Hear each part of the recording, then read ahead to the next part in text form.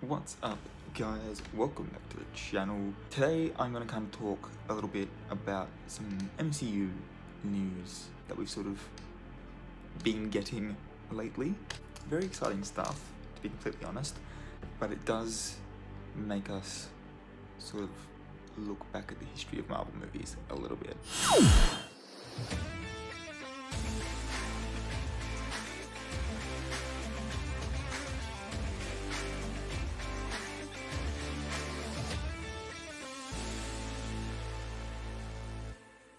So the first one is sort of, we've heard that Christian Bale's Gore the God Butcher is going to have, quote, divine powers in Love and Thunder, as well as, and I'm very late to this particular part of the news, but Namor's been cast in the MCU.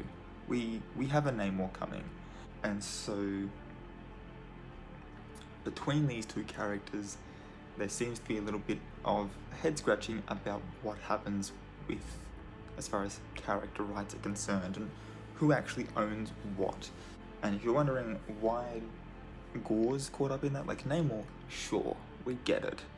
But Gore, why? So Gore's divine powers could potentially come from his sword, which is all black, the Necro sword, which in the comics belonged to the god Null. Now he was the symbiote god. Symbiote's obviously Venom, Carnage, very much a Sony owned character. Now I have a little theory about how Marvel's gonna get around this and sort of be like, well, like in the movies it's not the same thing because this is this and they call it that, and that's how we're gonna get away with it. But I thought I'd actually look at some character rights. So basically, Marvel had licensed out film rights to a bunch of their characters to a number of movie studios in the 90s. Now this started with like the X-Men and the Fantastic Four and Spider-Man, as well as Daredevil, Hulk. So those are sort of the big five that we know of.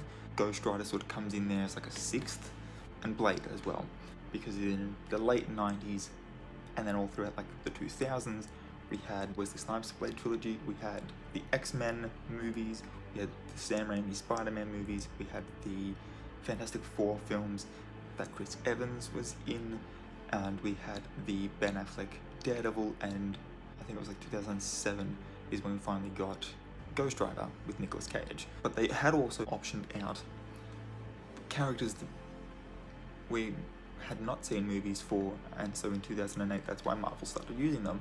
Those characters being Captain America, Iron Man, Thor, Ant-Man, Wasp, Black Widow, Luke Cage, Punisher had gotten some other movies, Man-Thing. We're diving into some dark territory talking about Man-Thing right now. Black Panther, and then obviously Deadpool, which many had just assumed that Fox had always had because they had all of the mutants. But according to Wikipedia, and I'm using this as a starting off point, if you want to look more into it, I will leave the link to the Wikipedia in the description, and you can go and you can sort of go, okay, well that's the year, that's the character, that's the entertainment company. What happened? Were they developing a film? Were they developing a TV show? Like, what happened to it? Why didn't we get that? So it says here, the following table, which I'm just gonna read to you, details the rights that have returned to Marvel along with the studio for which they've returned and the year in which they returned. Right? So in 2005, Black Panther's rights reverted back from Lionsgate, and they were previously held by Columbia Pictures and Artisan Entertainment. So Black Panther had been through a fucking loop, came back in 2005. So to give you an idea of how colossally different the MCU could be, the other character that returned that year from New Line Cinema was Iron Man.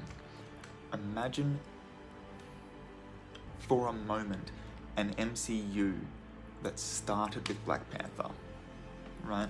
Now I'm here saying, like, yeah, imagine it was the exact same 2018 movie 10 years earlier. Do we think, like as a fun little thought experiment, the MCU would be as big as it is now if they'd started with Black Panther? Or do we think what made Black Panther have such a cultural impact was because the MCU was so big, because of the fact that Iron Man had started it? It had started as like a very basic, like, yep, here's a white guy, he's a superhero, and then eventually it led up to, but you know who's cooler than that? Black Panther. So yeah, no, so in 2005 we had Black Panther and Iron Man return. That same year we had a direct-to-video Man-Thing movie, which I'm not gonna say is the worst Marvel movie ever to exist. It probably is, but I'll never know because I got halfway through and decided to stop watching. So I don't really want to pass judgment on it because the back end of it could have been phenomenal and I've missed out. Spirit of Vengeance, however, we'll talk about that when we get up to it. God, I fucking hate that movie. The following year, Thor's rights came back from Columbia, Black Widow's rights came back from Lionsgate, and the Hulk rights came back from Universal. Now, here's the thing. The film rights, and it says this on Wikipedia, the film rights to Hulk reverted to Marvel Studios from Universal Studios after Universal failed to enter production on a sequel to Ang Lee's 2003 Eric Bana Hulk film. Universal, however, allowed the rights to return before their expiration date, and because they did that, they retained the right of first refusal to distribute future standalone Hulk films, which is why there's no independent solo Hulk film in the MCU. So Marvel would have to do work with Universal to try and get those rights fully back from them, and I think that's kind of why they've deliberately not made Hulk films. By letting that contract fully expire, it then means that Marvel Studios can do whatever they want, which is why the very popular fan theorized film of World War Hulk, probably going to be like late phase 5, early phase 6, is sort of where I would place it theoretically. But that's why we've only got the 2008 Hulk film, and then why Hulk's only ever shown up in either Avengers films or other people's projects. She-Hulk's a different thing, She-Hulk's a different character, so we can have a She-Hulk series and Hulk can show up in She-Hulk's series because he's not the main star. He can have like a cameo role in that and not be the main attraction. In 2012, Blade came back and Daredevil came back. Blade came back from New Line Cinema, who had made the Wesley Snipes trilogy. I do have a theory about the upcoming Blade movie. I think I said it in my Vivid video, my Vivid Part 2 video. I'm gonna get back into a lot of Marvel stuff, so if you like that, you know what to do. And then Daredevil came back in 2012, which is when they were like, okay, cool, we've got the rights to this character now. Here you go, Marvel Television, go do a thing with Netflix. Because 2012 was also the year that the Avengers came out, and 2013 was the year that that series came out. I think it was 2013. I'm pretty sure it was 2013. Which means that basically, as soon as they got the rights back, they're like, let's make a thing with this, but let's make it part of the MCU. Ghost Rider came back from Columbia Pictures in 2013. 2 years too late, in my opinion. Like I said, Spirit of Vengeance is a god-awful movie. Ghost Rider is one of my favorite characters, for one, and I love Nicolas Cage.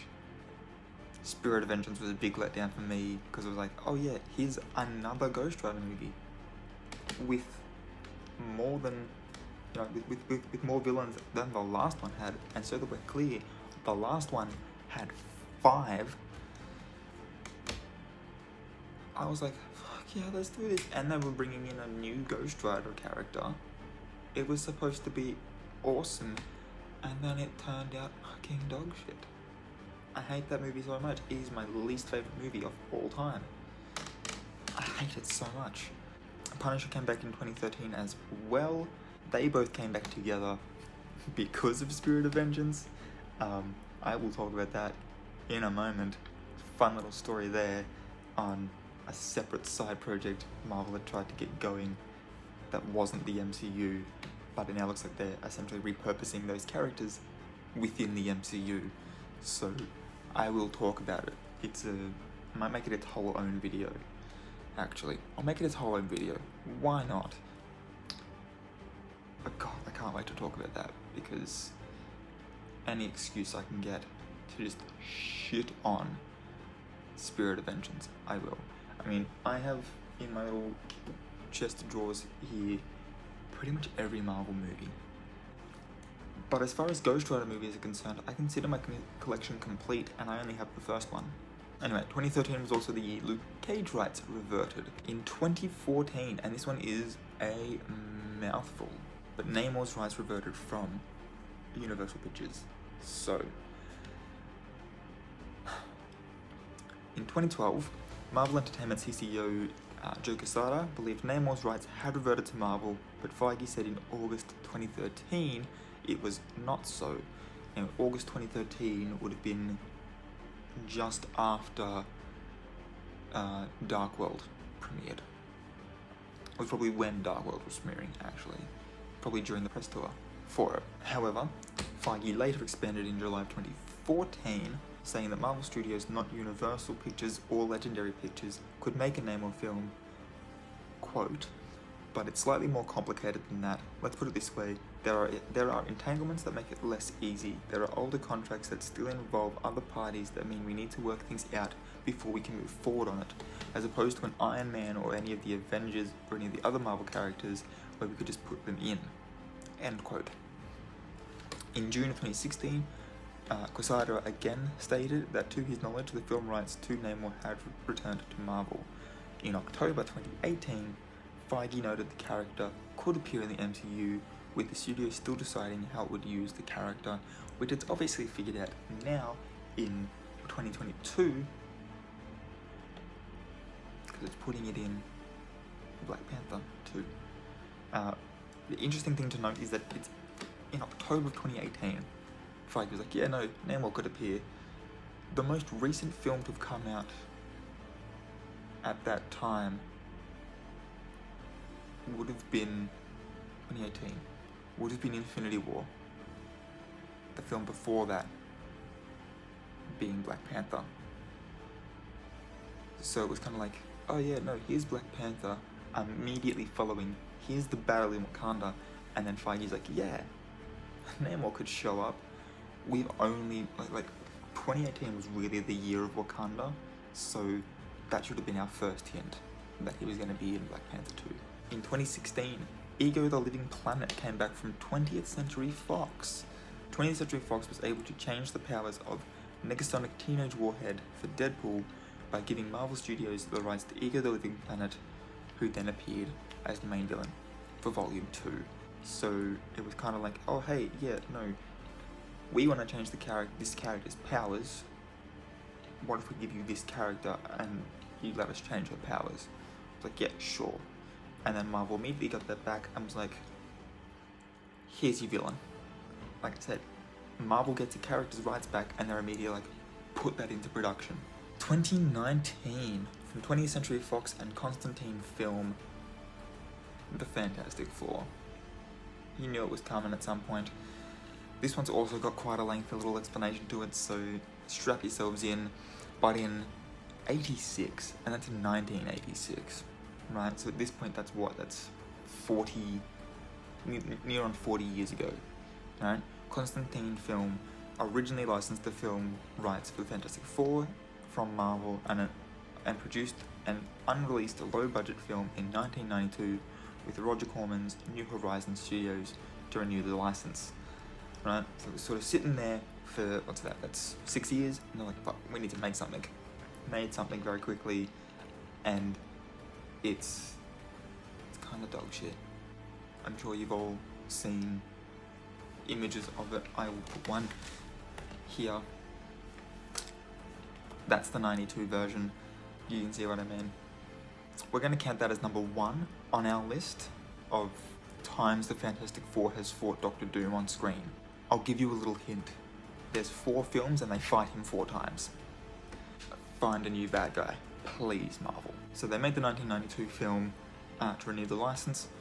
Marvel then paid in exchange for the film negative, so Constantine could sub-license the rights to 20th Century Fox.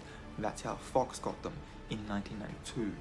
On December 4th, 2017, Disney agreed to purchase 20th Century Fox parent company 21st Century Fox after it spun off some of its businesses as Fox Corporation, and then that deal was completed on March 20th, 2019, and everyone was very happy about it. And then the last one on this list is the X-Men and Deadpool. So I'll leave that there for this video. We've gone long enough. Other than like the right of first refusal that Universal has over Hulk and the Spider-Man characters, Marvel's pretty much got everybody back inside the House of Mouse.